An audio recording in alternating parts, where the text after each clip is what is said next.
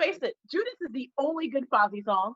I even had that discussion with my BFF because he was like, Judas is the only good Fozzy song. I'm like, no. No, in person, they're all awesome. It was that one that Fozzy did for NXT that one time. And then I went to Wikipedia and I'm like, oh, wait, no, Wikipedia says that song was Judas too. Never mind. Oh, man. Hey, if you were drunk on a cruise ship, you'd like all the Fozzy songs. All right. Let's talk finisher of the year. the One Wing Angel, and that's a Final Fantasy VII reference right there. So, what? I said, is it? I didn't know. Yes, it is. Of course, it's Kenny Omega. Everything's related to video games. My girlfriend's dog peed on the floor, and she just stepped in it. So, see me like looking at him. So, but that's a one wing. Piss, One winged angel right there. All right. Sean Farrell, how the hell did the RKO get the honorable mention? You know, because Kota Ibushi's never kicked out of the RKO. How about that? How about that, Excalibur? I can do it too. That's the best. The one angel, I'm sorry. I don't think Kenny can do it to everybody. If he can get, Brian Cage up in it, or Lance Archer, maybe, but I don't, no one kicked out of it except for Kota. So he didn't get my vote. So he's gonna be the RKO. Sorry. Wow, so you voted RKO. All right, you're a traditionalist. The diamond cutter, but get how that happened. Like it's not. It was because of his whole thing with Drew. I don't understand how RKO got so many votes in this category at all. Doesn't make sense to me. Because it kills. People It love literally RKO. killed a guy. Literally killed the guy. Do not try this at home. All right, let's move on. Honorable mention was RKO. I thought either the Drill Claw or Paradigm Shift. Drill Claw is the Brian Cage, but against Nobody likes Moxley, Travis. All right. All right. Brian Cage didn't have a whole lot of matches last year, but when he did, and he did the Drill Claw, it was the most devastating looking move all year. And then the Paradigm Shift, I know you hate it, but he has variations of it. That's what I like. It's not always the same. I don't hate his moves. I just don't like him as like his persona. But we're talking about his finisher. We're not talking about his persona. Fair enough. All right. Here's one that Sean Puff is gonna love. Breakout Star of the Year, Orange Cassidy. I actually like him. It's funny. Yeah. Whoa, you do? Yeah. How do you like that guy? Orange Cassidy. He's entertaining. He's cool. And one of the best matches that I watched it might have been last year actually. Now I think it was 2019, but it was at an Evolve show, and it was Orange Cassidy versus Velveteen Dream, and it was the first 10 minutes of that match was just them doing their gimmicks, and it was amazing to watch. Destiny OC. I fucking love Orange Cassidy. I was Orange Cassidy for Halloween last year. Yeah. I was Orange Cassidy for Halloween last year. There's a picture of me and an indie wrestler on my Instagram posing as I'm dressed as Orange Cassidy. I love OC. He's great. He's entertaining, and he can fucking go. He can do a tope. He can do a tope suicida with his hands in his pockets. How do you not love that? I know Sean Farrell. Sean Farrell doesn't love that at all. And I got one question for you though, buddy. Yeah. Don't you think now? I know. Did MJF break out more in the mainstream than Orange Cassidy? If we're talking breakout star. Yeah, I don't know who I voted for, but when I heard Orange, I couldn't disagree. But MJF's got to be on that list. He's got to be up there. I feel like MJF broke out last year, though. I feel like 2019 was his breakout, where everybody really was like, "Oh my god, look at this guy with this." Did Orange have a feud with Dionne Warwick on Twitter? No. I mean, I guess OC didn't get shouted out in the New York Times as the best moment of the year, so fair. I feel like MJF was already like, if you're a wrestling fan, you knew about MJF after last year, so this was his breakout year. It added to it, and yes, he was amazing.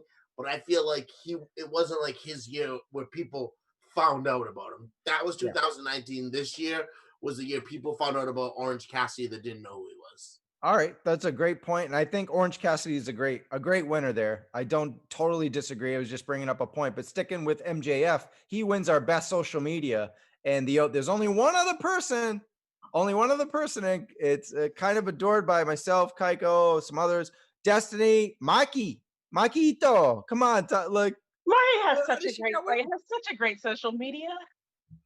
She does, and she loves her subs so much. I have to say one of the best things I did see on social media was Maki braiding her hair to look like Lance Archer, and that was both adorable and a little badass too. And then Lance cut his hair, and made her mad. I hope she beats his ass. He Can I deserves it. just reiterate something that Sean said? Did Maki have a feud on Twitter with who was it? Dion Dionne Warwick. Warwick. Come on, GF. Well, with that said, I guess we can move on to our next category then, right? Okay, so best rivalry of the year. We already mentioned this, Sasha and Bailey, right? We talked about that already, but what about the honorable mention? I thought I voted for Edge and Randy Orton. Sean Farrell, what do you think? Yeah, it was short-lived. Yeah, I voted for Bailey and Sasha. Sorry, I got Destiny? No, Sean Puff. Go ahead. Sorry, say that again. I said you don't even need to ask me. You already know that I voted for Bailey and Sasha because I hate Edge, and I didn't think the feud or match was great. There was nothing I liked about that at all. The fact that Edge was in it ruined that entire feud for me. So Sasha Bailey all the way. It was Well, got an honorable mention. Destiny, help me, save me here. I voted for Sasha Bailey. So everyone who's not on the show, the two Tonys, Kaiko, some other people voted for Edge, and someone voted for Edge and Orton. not Kaiko. Me and her are best friends after these awards. We agree on almost everything. So I'm gonna guess it wasn't her. Okay. Probably wasn't, but either way, those were our best rivalries of the year, and we already talked Sasha and Bailey, well deserved. Actually, that one probably won worst rivalry for us like 3 times, and finally won best. So they finally pulled the trigger on it. I mentioned to Sean that it was like when he was talking about the Smarky Awards, that it was like, oh, well, it's clearly the first time in forever that they've actually done long-term storytelling. But the storytelling was so long term that we thought they completely forgot about it for a while. Yeah, absolutely. I think great point. It was one of those things that we've been waiting for so long that when they finally pulled the trigger on it, there was no way they could have done anything with this feud, and I think we would have liked it because it was just we've been waiting for so damn long for it to happen that it was just like, yes, finally. You know what I mean? And the fact that it's actually Sasha as the face in that feud is just what made it so great. Agreed. Because we've been waiting all these years. Like, well, wouldn't it be great if Bailey turned heel? Bailey's not gonna turn. Wouldn't it be great if Bailey turned heel? Bailey's not gonna turn. Bailey turned heel, and it was glorious. I was like, Bailey is in a feud with Bianca Belair right now, and it's still fucking great. She did a video of her working out to Bianca's entrance music. And then photoshopped her head on the Bianca's body, and it's absolutely ridiculous and fantastic. That's the other part about this thing that makes this feud so great is nobody expected Bailey to be the one to stay the heel, and Bailey as a heel has just been phenomenal. She's just hit on every attempt as a heel to do what she needs to do. Like, I give her mad props for her heel. Awesome. I even saw her as a heel on the indie scene. I didn't really think she was that good at it. And I didn't think she was going to be good at it now, but she's just amazing. And it's great. And I love it. And I hope she stays heel forever. Awesome. Guys, let's speed through this a little bit. We got a lot more to go. Worst rivalry. Let's go really quick. Lana versus the table. That's a comedy one, right? Sean? I think it's great. That shit was going on forever. Would you go through the table like 12 weeks in a row or something ridiculous like that? Yeah, it was something like that. And Sean Farrell, I do admit the buildup for FTR versus Bucks wasn't it. But why I wouldn't vote for it, not saying any kind of AW bias, but they ended up having a great match. So while the buildup was bad, they had a great match. So it kind of it's almost like, who cares about the buildup? They went and had like a 4.5 star match, whatever you want to call it. No, with Lana, the story ended with her being pulled from her big event and getting nothing. That was just a shit ending. FTR and the Bucks, same thing. They all of a sudden realized we have two faces. They tried to turn the Bucks heel. It didn't fucking work. And in the match, the Bucks win clean. There's no reason for a rematch. I thought that was, they left money on the table. If someone would have cheated or been some kind of interference to continue the story, they did nothing. I'm not even looking forward to the rubber match. I don't even care. To me, they completely why? across the board. What do the Bucks have to prove? They already beat them clean, and they proved they're the better team, and that's it. The story's over, and that was short sighted, and they did not get my vote at all. Sorry, Bucks. They didn't get your vote, but they got your vote for worst. Yeah, because like we waited for years, and they gave it to us, and they fucking fumbled. They turfed it. Say that you didn't vote for. I have the votes in front of me. I don't fucking remember my vote. The other like Rollins and Mysterio, Bray versus Strowman, and Cassidy versus Jericho. Which I don't know how anyone voted Orange Cassidy versus Chris Jericho as the worst feud. That was amazing too, and I don't even like comedy wrestling. Yep. The one I would mention is since I didn't see Lana go through the table 12 times like you guys did, Evil versus Naito. Okay, so Naito got the 2 belts, the unification, and basically being kayfabe the #1 wrestler of the world. And then all of a sudden they turned Evil dark, which was great. Went to Bullet Club, and then they just went and had matches with like 30 guys running in, Dick Togo running in every match. These are 2 really good wrestlers, one great wrestler, one really good wrestler. They can go out there and kill it, and they just Goto and all these guys, just so much Bullet Club interference, just garbage all year, pretty much brought down the promotion for a while, if not for guys like Okada, Ospreay, Ibushi, whatever. If they didn't have that level of talent, it could have really sunk the whole promotion, but there's so much talent there that we're still looking forward to Wrestle Kingdom, which won our best big event of the year. I was there and I didn't vote for it, but I do agree that Wrestle Kingdom 14 as a 2-day event was spectacular. There was almost too many matches. If they would have shortened it down and compressed it to 1 day, it would have been spectacular. But since I went, I'm glad I went 2 days. It was awesome. Who voted for Wrestle Kingdom? Destiny, did you? I probably did. I legitimately don't remember. I gotta look. Like I'm looking at what the votes were. I legitimately don't remember, but I probably did. And why? So Wrestle Kingdom is great. I'm actually glad that they did split it up into 2 days this year, because I have to be up at like 1 o'clock in the morning to watch it, and it didn't last until like 10 a.m. I needed it split in 2 days. The only issue I even really had was that we didn't get to see the Stardom match, and I really wanted to see that. Oh yeah, pretty solid match. Wrestle Kingdom when I look, because it was G1 Climax and Full Gear were the other votes. I know I didn't vote for either of them, so my vote was definitely Wrestle Kingdom. I'm not a huge New Japan guy, but I like New Japan. Wrestle Kingdom is just like that event. Like if you like New Japan and you don't watch it all the time, you watch Wrestle Kingdom. Even if you don't watch it live because it's at 3 a.m. and you're probably going to be sleeping, you got to watch it. You got to go back and watch the matches. Even if you don't watch the whole thing, it's like that's an event that I think when I look at Wrestle Kingdom, I compare it to WrestleMania week. With everything that goes on in WrestleMania week, Wrestle Kingdom as its own separate event is equal to everything that happens in WrestleMania week, in my opinion. Now I look like an asshole because I was there and I went to like 20 wrestling events over that week.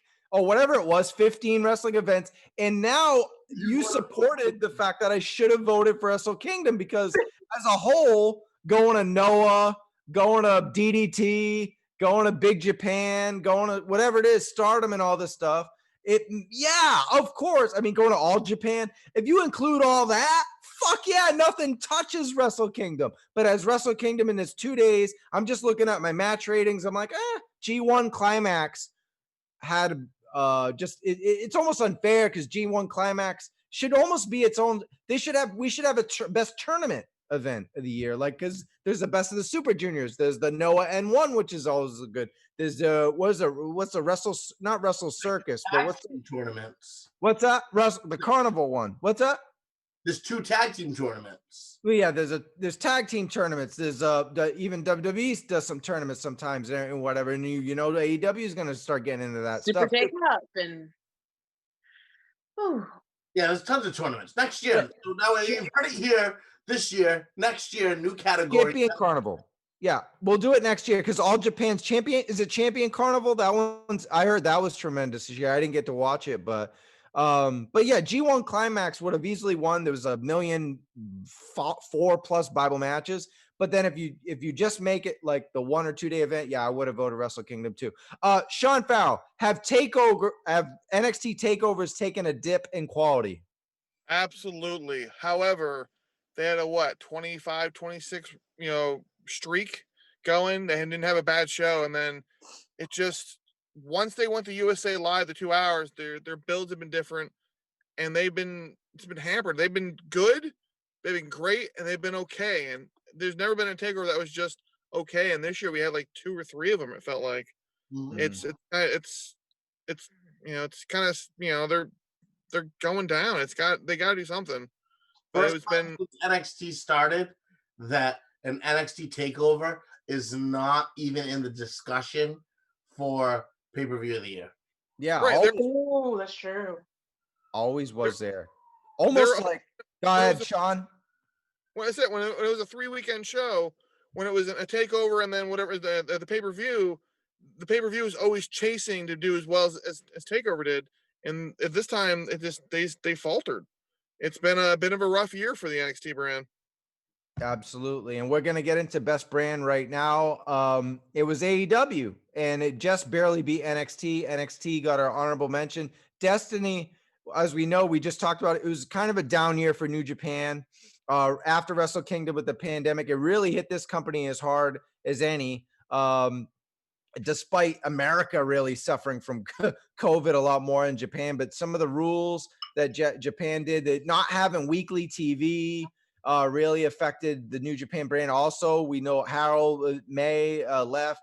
Also, so there's some corporate conflict there as well. But let's talk best brand with AEW. Now, we just talked best pay-per-views, but are AEW's pay-per-views too long? Because we didn't discuss Revolution. We didn't discuss Full Gear. These were some of our mentions. These were really great pay-per-views, but they're almost like I think they're almost like an hour too long. It's almost like if they made it a takeover, some of these AEW pay-per-views could really be blow away. What's your take? I don't really think they're too long. I do think there's a couple of matches. Like I said, there's a couple of matches that have been on some pay-per-views that I think they could have cut. But I don't really think they're really super too long. Because we're getting 4 hours? So it's like an hour more than Raw. Yeah, it's whatever. I think they're okay. I think they're okay. Maybe cut it down to about 3.5. Plus the buy-in, so it's another half hour. So it's about 4.5 hours. I don't think it's too long. I just think that they're not properly utilizing all of their talent. I think there's a lot of talent there, and I think there's better matches that they could put in to make the pay-per-views better, but they're just so all around. There's so much, let's try to use this guy here, this guy here, this guy here, that they lose a little bit of focus. And when it comes time to put together a pay-per-view, you get like 2 or 3 matches that shouldn't be on the pay-per-view, but there's other talent there that could fill in those matches and make good matches and make you not feel that pay-per-view went too long. Yeah, I agree. I think there's a couple of matches I feel like that made the actual pay-per-view that I think could have been omitted completely or on the buy-in. But yeah, I mean, like Full Gear was a great pay-per-view. It was awesome. And with great, like, it was a great pay-per-view with great wrestling and great visuals. Like I mentioned in my review of it, that look of Darby broken just right above, like right underneath where it said the face of TNT on his broke down car. That was great. That was a great visual. That would have been a great ending to an episode of Dynamite.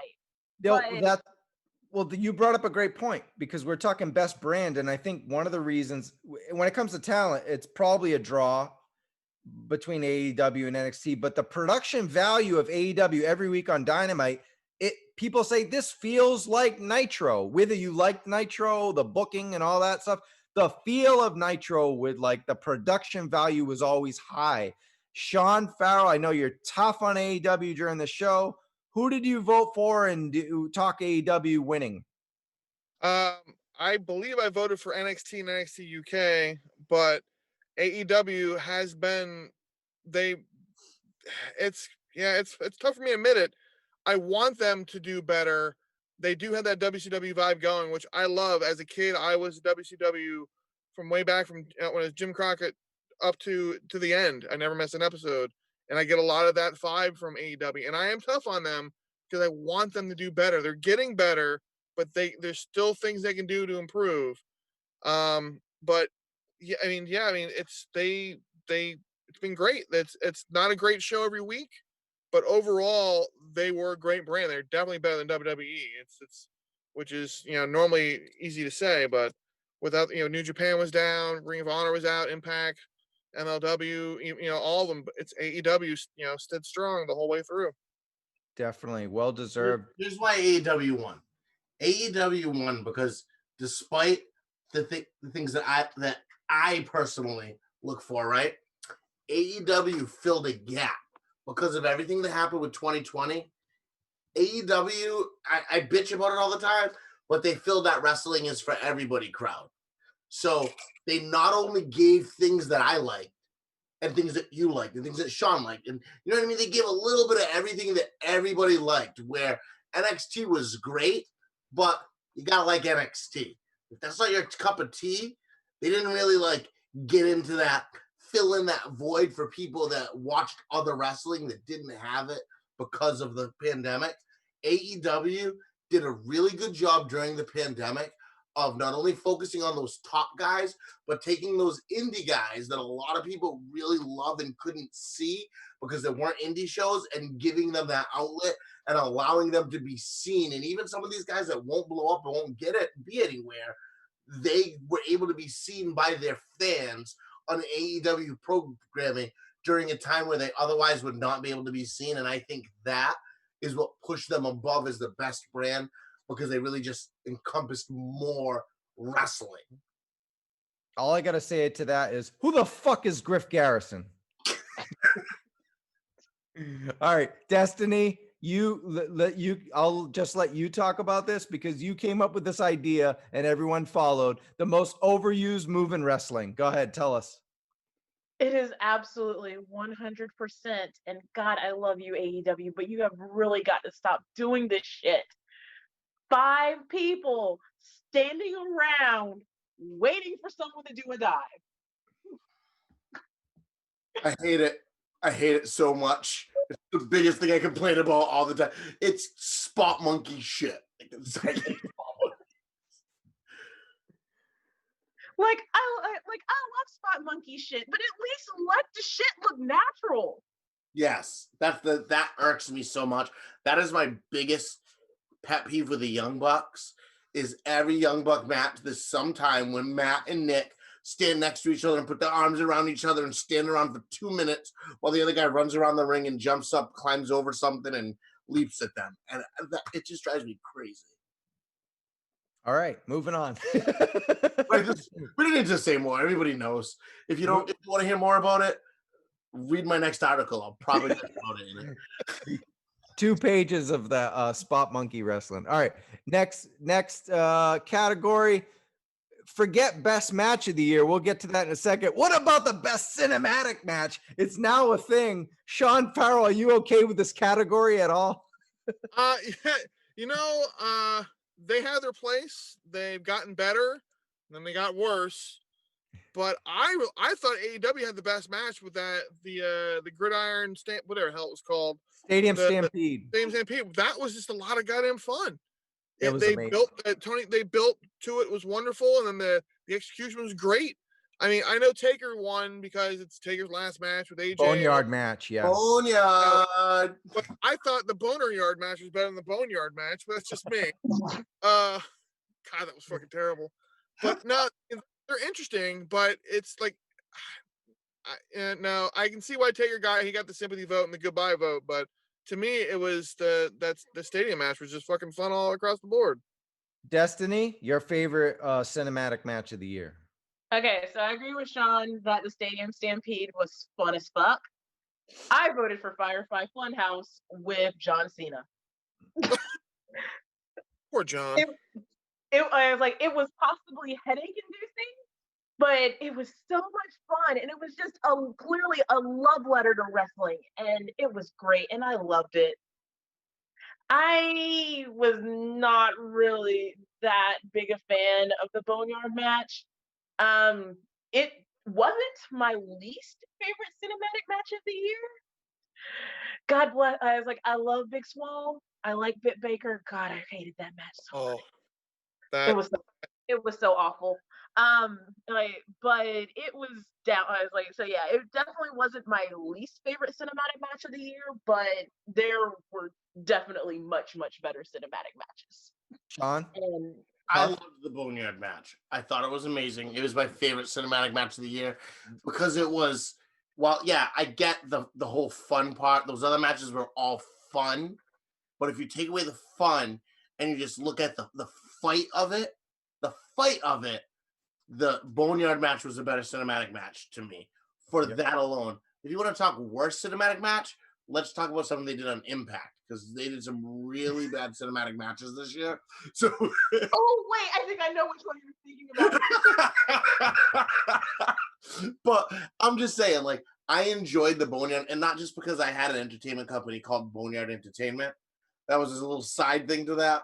But I really felt like, despite it being a cinematic match and not being a typical wrestling match, it still had that feel of a wrestling match. When you look at the Firefly Funhouse, it was very avant-garde, off to the side. And yes, I agree with you, Destiny. It was a love letter to wrestling, but it wasn't what I wanted from a match.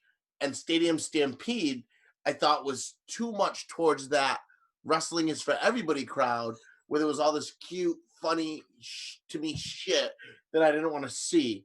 And that's why I like the Boneyard match more, because I feel like it got away from all that other shit. And as much as it couldn't be a wrestling match, when you look at all these cinematic matches, it was the closest to a wrestling match out of all the cinematic matches, except for maybe the greatest match ever that I couldn't stand because it was Edge. So I don't count. Valid. I was just gonna say, I loved all three of these. And I was shocked that the Firefly Funhouse didn't get an. What's that, Sean? Me too, but in different ways. Like I said, there's different parts of them that, like, they all have a place, and for different reasons.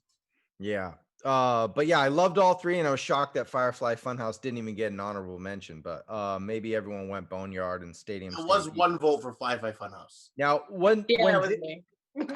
when Jericho was at his compound, and remind me, Destiny, of the name of the drone from Matt Hardy. What was it? Vanguard 1.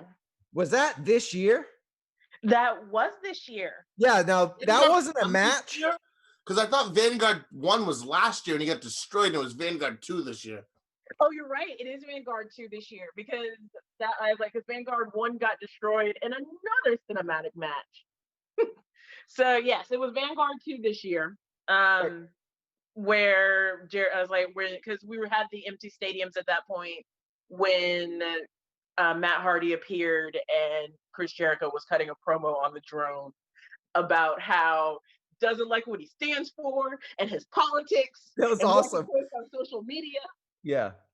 I just wanted to give that a shout. I know it probably wasn't even a match; it was a segment, but yeah, I love that moment. But it didn't touch those other three. Those other three blew me away. Gave them like 10 Bibles and shit. Those other three cinematics were great. All right, real match. We're getting right down to it. We got 3 more categories left. All right, we're down to a couple more categories here, and we did cinematic, but now it's time for best regular squared circle match of the year. We do a cinematic match, and then we have cinematic issues. Yeah, exactly. We had a little bit of a brief technical delay. Here I am pretending like nothing happened, but it's 2020. Let's not. Walter versus Ilya Dragunov. That was initially my vote because it's the most recent great match, and then I realized I saw an amazing match just a few days into 2020, which felt like 20 years ago, and it was a lot better than this one. But you guys voted for Walter on the NXT UK show, Destiny. It was a great match. Just like all you can really say about it, but it's like, and it's a match that you've seen like a million times because we've watched them wrestle a million times, or at least you and I have. Well, West Side Extreme Wrestling, WXW, and we've seen him in OTT Over the Top in Ireland as well. But yeah, it was just a really great match, and Walter is always a delight to watch. So. Okay, so Farrell? I didn't watch this match until after all the voting started. The thing is, I've heard so many good things about this match. This was a match I wanted to see, and I just had so much going on that I never got around to see it. So once the voting started, I was like, you know what? I can't properly vote if I don't at least watch this match. And it was amazing. I loved it. So I was like, oh, cool. Glad I watched this match because it's what won. I voted for Sasha and Bayley. I thought that was great.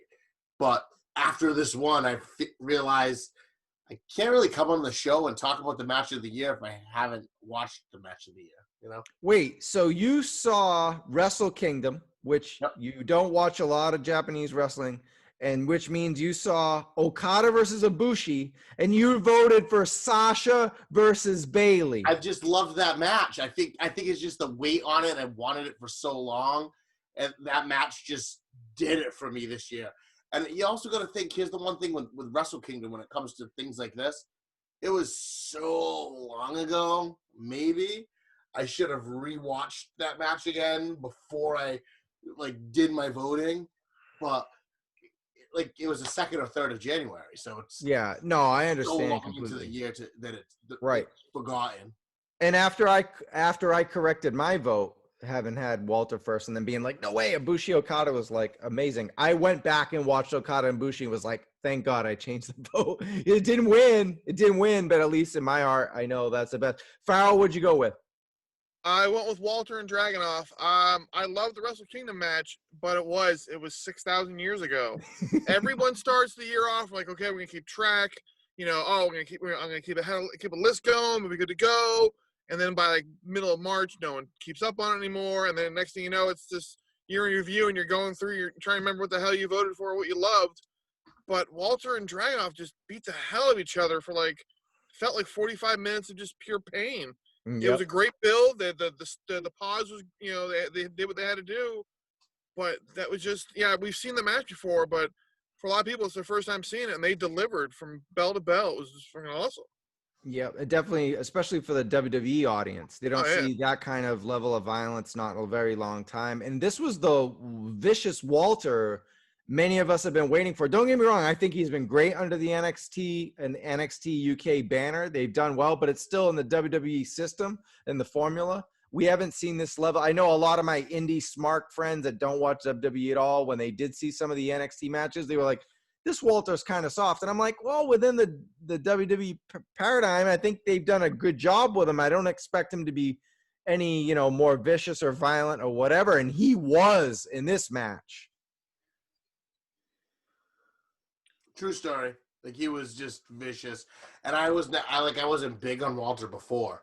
So I didn't really know Walter like that. I went back and watched a few of them. I want to say my first Walter match was a match that you told me that I had to see. And it was my first Evolve live show when he fought Adam Cole. Remember that match? You're like, oh my God, you got to go see it. It was a dark match. And that was my first time I ever watched a Walter match. So. Yeah, he's certainly great. Picked up his. I have to, plug my action figures for a toy kind of mood on YouTube on this channel. God Hates Geeks. I picked up Walter, Ringside Collectibles. Shout out there to Ringside. But Okada Bushi Destiny. Come on, this was like, if we're gonna break the scale, this match breaks the scale, right? Okay, so it was a fantastic match, and it probably should have won. I did not vote for it, though I probably should have if I had gone back and rewatched it. It's right on New Japan World. It's sitting there right on the front page. Yeah, like if I had gone back and rewatched it, then I probably would have voted for it. But yeah, like everybody said, it's like 2020 has been 500 years. It lasted 500 years. So this was a good 500 years ago. And this was January 3rd. Like I said, I don't even feel like I went to Japan this year. We're still recording in 2020. I feel like I went like 3 years ago. It's so wild. Sean Farrell. Because of 2020, because everything got shut down. So being able to be like, oh, yeah, I went to Japan. You're like, no, not in 2020. No, it feels like a different universe. Sean Farrell, I got to talk. How did Bucks versus FTR get honorable mention? I don't even agree with this. I don't. It wasn't my vote. You guys are a bunch of smart marks is what it is. I would have went with – wait, hold on. Let me ask you this. I would have went with Bucks versus Hangman and Omega. That was like – that was up there, too. That was another one that got a bunch of votes. Well, did you fuck up the system? That should have gone honorable mention. What the hell? They wanted – I'm sure it could have got an honorable mention, but I told you I only went with the next best one. It was one vote away from being an honorable mention. Fuck off. All right. Even Sean Farrell liked it, and he hates AEW. It was good. It was good. I definitely thought it was a good match. I hate AEW. I'm just picking on you. Hey, but all right, some of the what's that again? I hate when they pull stupid shit. I want better. I demand better from them. That's all. Well, it doesn't get any better in a tag match than Bucks versus Hangman Omega. That was just tremendous. But again, that was early in the year. What was it? Destiny, what was that? Was that Double or Nothing? I think it was Double or Nothing. Or All Out. It was one of those. It was somewhere at the beginning of the year. Yeah. It was a good 300 years ago. Yeah, the way back. Way back machine. But some of the other matches that we had that I thought about was, what about Edge versus Orton in the greatest match? Not that long backstage fight, but the greatest match. I thought it was a good, really great match for WWE standards. Sure. Destiny, do you agree? It was a good match, but I wouldn't have put it up. But I wouldn't even have thought about it towards the match of the as a match. Here I am, Mr. AEW. Wrong sleeve. Wrong sleeve. That's my WWE patch. Can you see it? That's my AEW dark patch.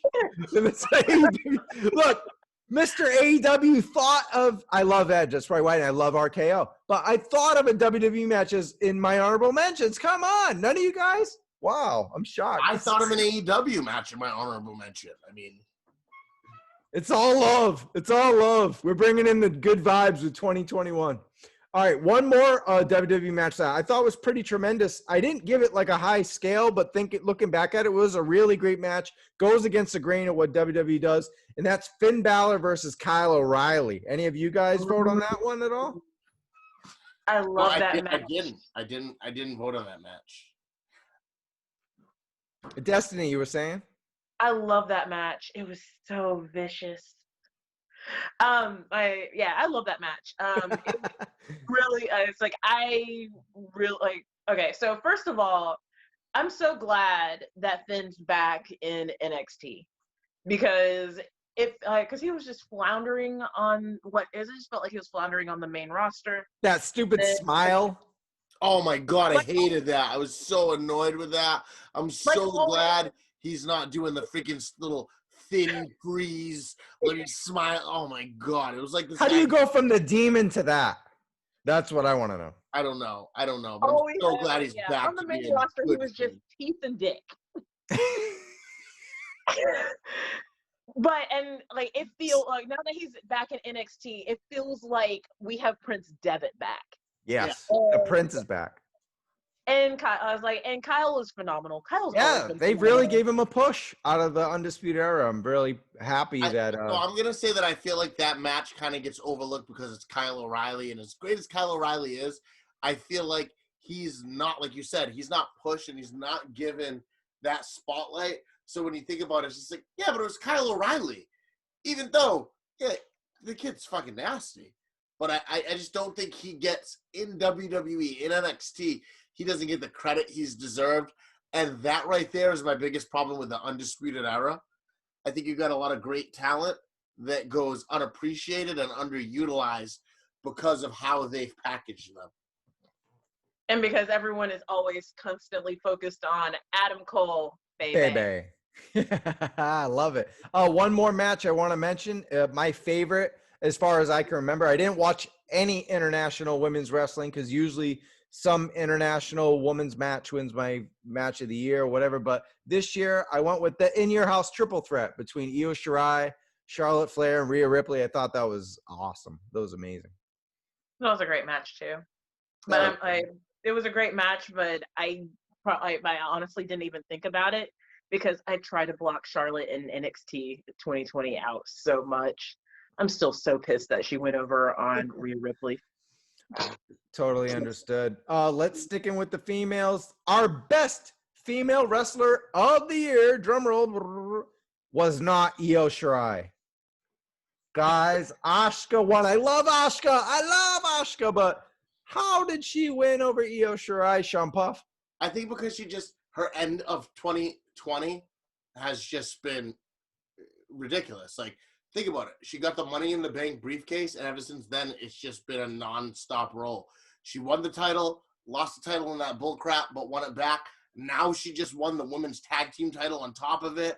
So I think just when you look at, again, this goes to what we just talked about, or how long 2020 has been, and this 1 year seems like 10 years.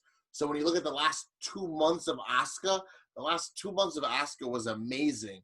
So I think that being right there in the forefront of people's minds gave Asuka the edge over Io. Destiny, who'd you go with? So Io is the best pure wrestler. Sean's right. Asuka had a great end of 2020, which translates to an actual year.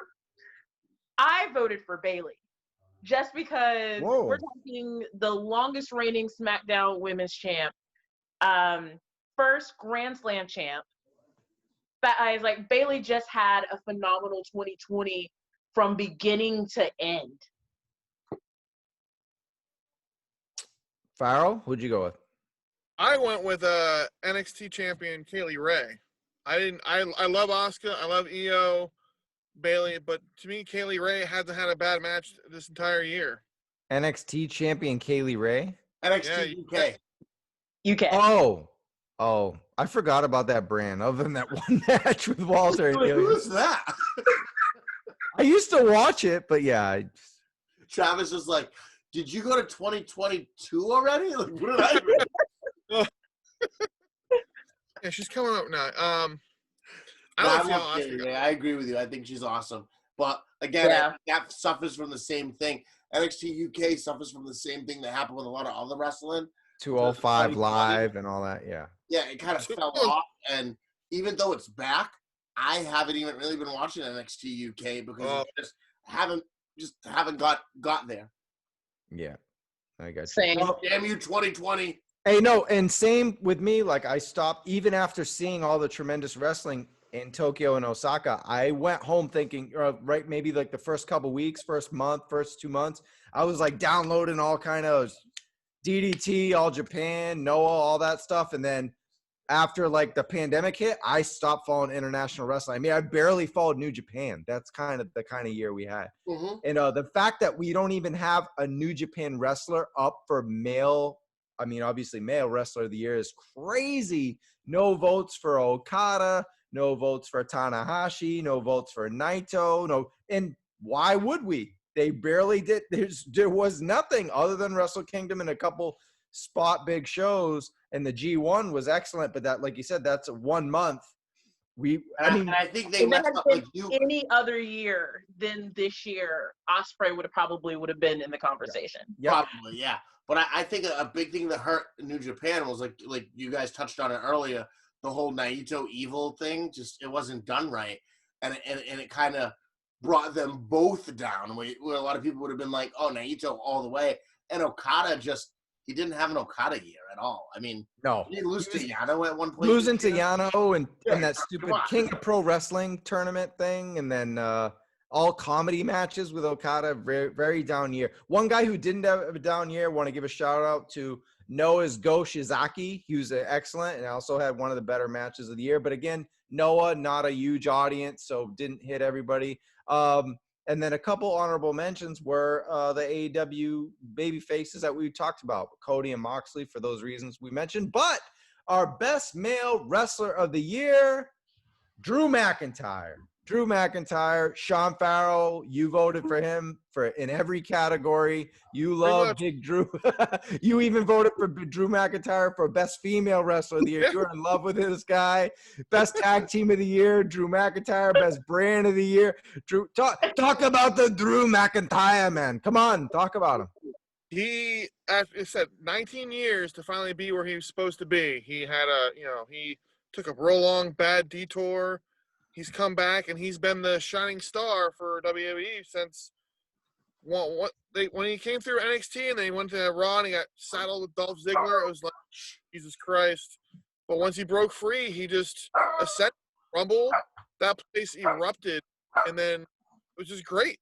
And he's been. Somebody doesn't like Drew McIntyre. Is that Cody's dog in the background? No, it's my girlfriend's dog who's deciding when she wants to bark like crazy.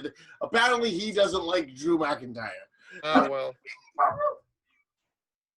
The dog pound can stuck it. Just for the record, my girlfriend loves Drew. It's one of her favorite wrestlers. Are you sure that's not Pharaoh in the background? Oh, man. Too much. All right. Well, anybody else? Drew McIntyre? Who else voted for Drew? Destiny, who'd you vote for? Drew's pretty fucking great, yeah. I'm pretty sure I voted for Roman though, just because ever since he's been back, he's been on a roll. Now that he's actually living up to the potential we saw in him, and he doesn't have to cut cheesy promos like suffering succotash anymore. Ooh, suffering succotash. He's just been so phenomenal, and Drew's is consistently good across the board. Love him. Great. I voted for the Claymore as my favorite finisher because even though, it's just a kick, it's a damn good kick. Oh, yeah. But yeah, Drew's great. Love him. Yeah, no, I'm a big fan, but of course I wasn't watching Raw, but every time I saw a Drew McIntyre match on a pay-per-view, he pulled it off, just like Roman. I just hope Heath can get Wrestler of the Year next year. Jinder had his time. Now we got Drew. Next we need Heath. Impact Wrestler of the Year. Puff, who'd you vote for? I voted for Drew. Okay. Drew. I think he had a great year. The only person that I think, in my opinion, that could challenge that would be Roman. And Roman only didn't get it because he was gone for so long because of the whole COVID thing and him being away. But since he came back, he's had the best year. But I had to go with Drew. I mean, the guy's just – this was such a long time coming. So to see him do it and to run with it like he did, absolutely had an amazing year. Yeah. One of the worst things about 2020 was that when Drew finally won the big one, that there was nobody in the audience to see it. And that breaks my heart. Yeah, sadly. I think that's what prevented me, again, probably not considering Drew is because of the lack of a live audience kind of thing and just the atmosphere that WWE had. But just to close off, I mean, even though I'm wearing the Moxley shirt, I did go with Cody just because every week he had like a TNT match that was solid as hell every week on TV for a while. A great run, kind of reminiscent of John Cena's United States title run. Just, bringing out the best in some young guys and putting them over, giving them – even when Cody won a match, he made the other guys looking good. And Cody has never been known for his wrestling. So for him to even be considered best wrestler of the year by anybody is is a triumph for him. I thought he worked harder than anybody else, improving his game and the skills. But Moxley would have been a great choice too, being the babyface, and pretty much carrying a whole brand on his shoulders that did really well week in and week out. So that's it. Any last thoughts about wrestling in 2020, Sean Farrell? Anything? It's helped, keep your mind distracted from the horrors outside, but it's been a long road. It's been a long year, man. I'm done. I'm so done. Absolutely. Destiny? It's been hit or miss. On the one hand, for some shows, though not having a live audience really didn't help WWE. For other shows like Dynamite, not having a live audience for a while until they started bringing the wrestlers and the extras in. Shout out to Sean and my girl Faye Jackson.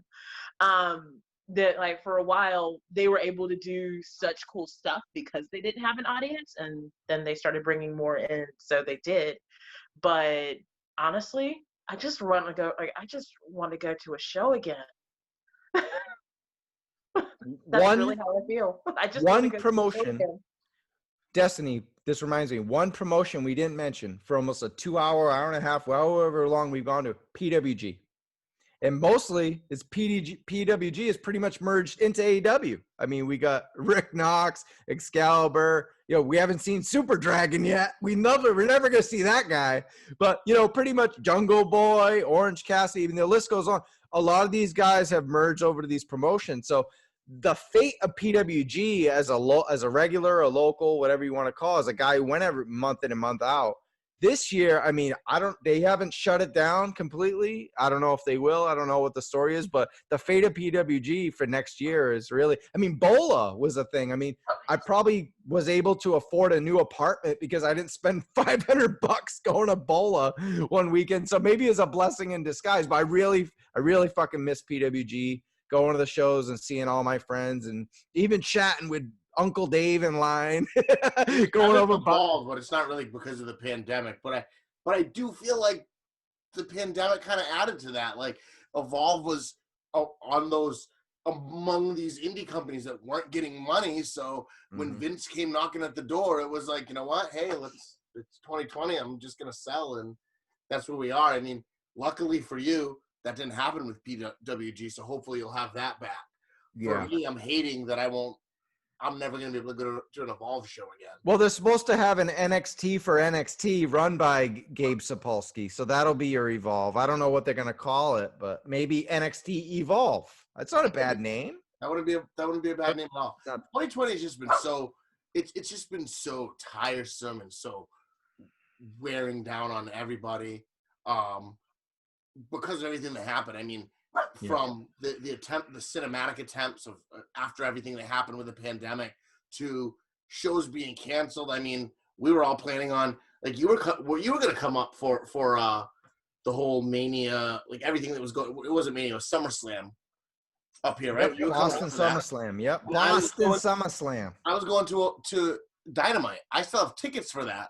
That Dynamite show that was supposed to happen in August has been pushed back to April 21st.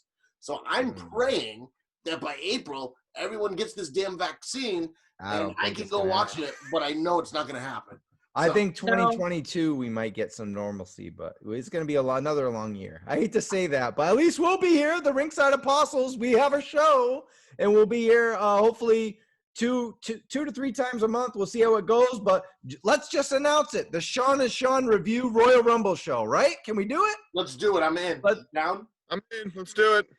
All right, and then before that, Destiny and I will review Wrestle Kingdom. Let's do it. All right, I'm in. All right, cool. So we'll you guys a lot to look forward to in 2021. You guys have been waiting for a live Sean and Sean show, and you're gonna get it now. So yes, finally gonna have it. So Ringside Apostles bringing you live podcasts on YouTube, and stay tuned for Sean, Destiny. I'm Travis Moody. Ringside Apostles debut show. We hope you loved it. Hopefully you have a wonderful new year, a better 2020, 2021. Can't even talk anymore. It's been a long show. Bye, guys. Peace. And make sure you check out Smart Monkeys and Super Kicks. Peace. When the 24-inch pythons come rattling through on you. Unreal.